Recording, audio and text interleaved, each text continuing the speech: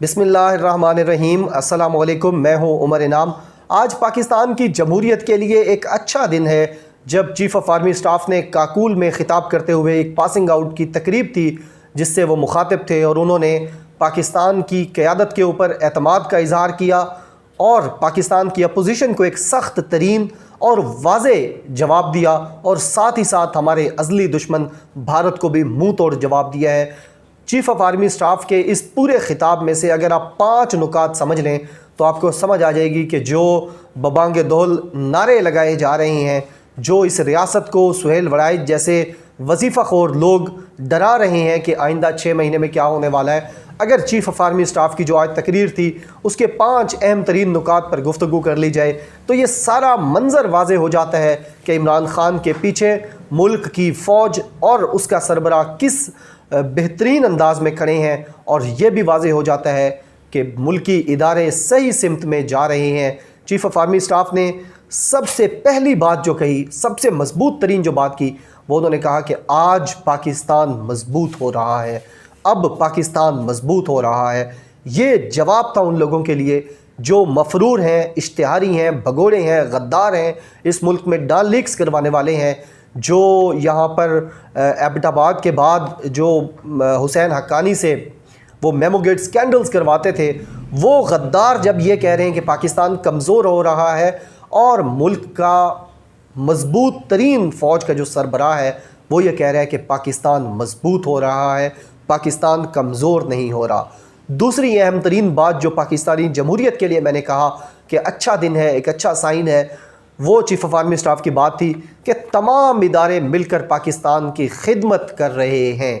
ये जो बयान था ये हम आहंगी है, ये कोऑर्डिनेशन को वाज़े करता है कि किस तरीके से सिविल और मिलिट्री के तमाम इदारे पाकिस्तान की खिदमत सर अंजाम दे रहे हैं, जिसका एतमाद कौम को दे रहा है और दुश्मनों को भी पैगाम दे रहा है जनरल कमर जावेद बाजवा।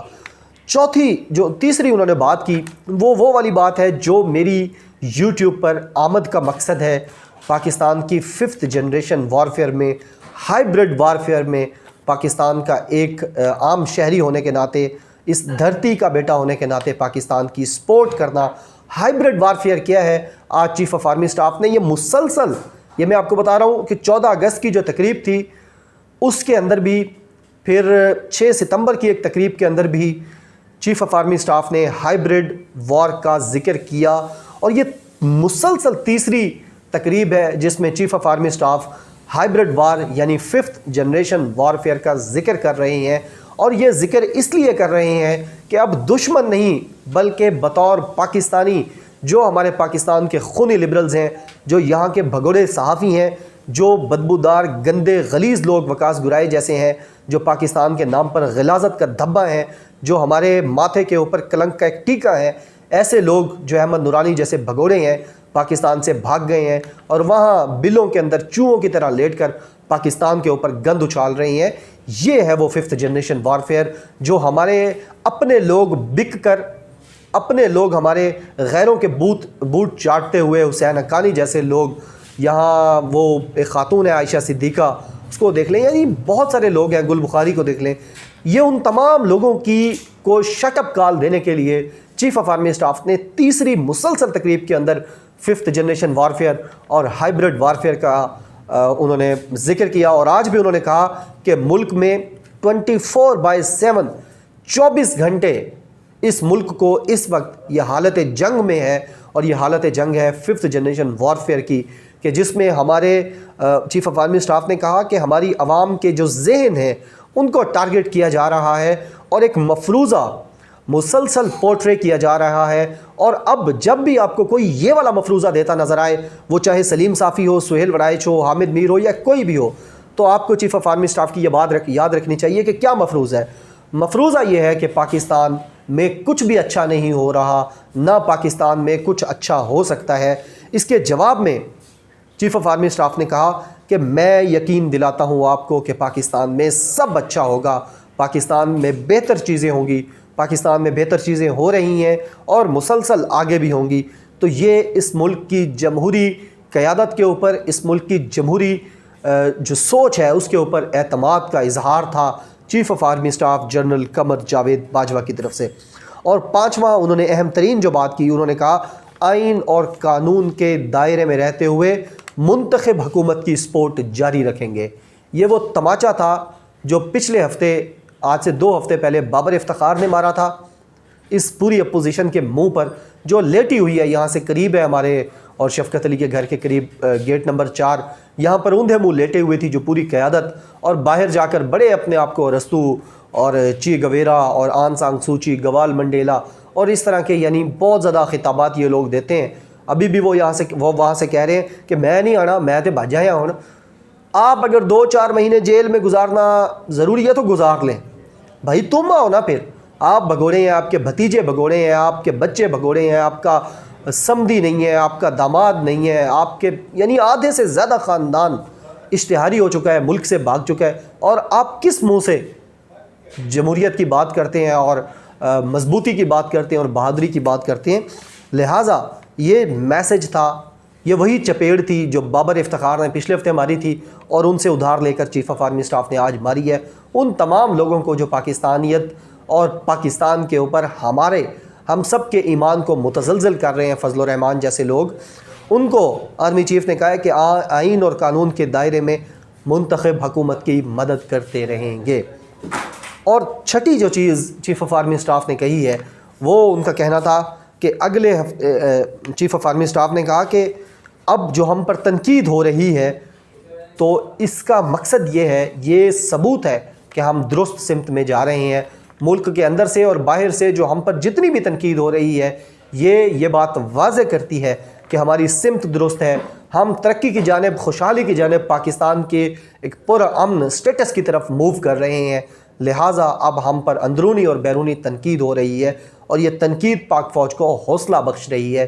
ये 6 बातें थी चीफ ऑफ आर्मी स्टाफ की। इसके अलावा प्राइम मिनिस्टर इमरान खान साहब ने अभी आज 2 ट्वीट्स की हैं और वो भी पाकिस्तान के लिए, पाकिस्तानियत के लिए, पाकिस्तानी अवाम के लिए बड़ी हौसला बख्श हैं, हौसला मंद हैं, बड़ी फ़रहत बख्श हैं, बड़ी अच्छी चीज़ें हैं। और मुसलसल मैं भी अपनी वीडियोस में कह रहा हूँ कि अब हुकूमत जो इकनॉमिक डिफ़ॉल्ट हम करने जा रहे थे जब 2018 में हुकूमत मिली, उससे जब बाहर आए, फिर वर्ल्ड वाइड एक श्रिंक हुई, पूरी दुनिया की इकॉनमी, एक डिप आया जब कोविड-19 का पूरी दुनिया की इकॉनमी बैठ गई।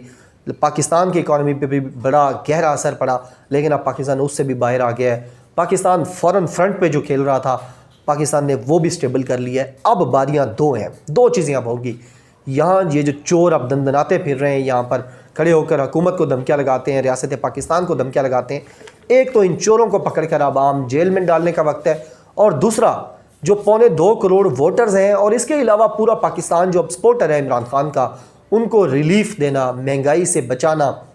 उसके ऊपर अब वज़ीर-ए-आज़म इमरान खान साहब ने कहा है कि तमाम तर रियासती वसाइल को इस्तेमाल करेंगे और अपने लोगों को अब हम आसानियाँ पैदा करेंगे। तमाम तर हुकूमती वसाइल का इस्तेमाल करते हुए हम अपने लोगों के लिए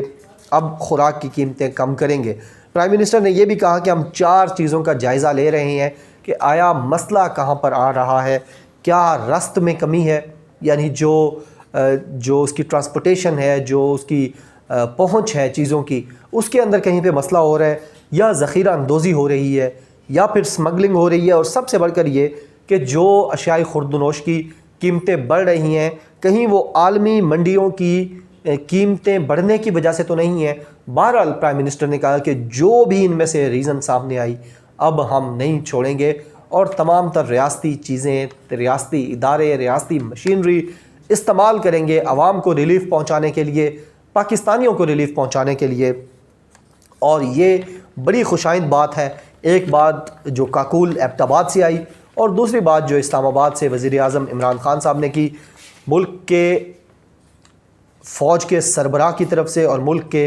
सियासी सरबराह की तरफ से ये 2 बयानात पाकिस्तानियों के लिए बड़े इत्मीनान बख्श हैं, हौसलामंद ये चीज़ें हैं। और उम्मीद ये की जा रही है कि अब पाकिस्तान बाहर आएगा इस ब्लैकमेलिंग से, जो इंटरनेशनल ब्लैकमेलिंग FATF के थ्रू हमसे हो रही थी। उम्मीद ये की जा रही है कि पाकिस्तान अब इसी महीने, अगले हफ्ते उनका भी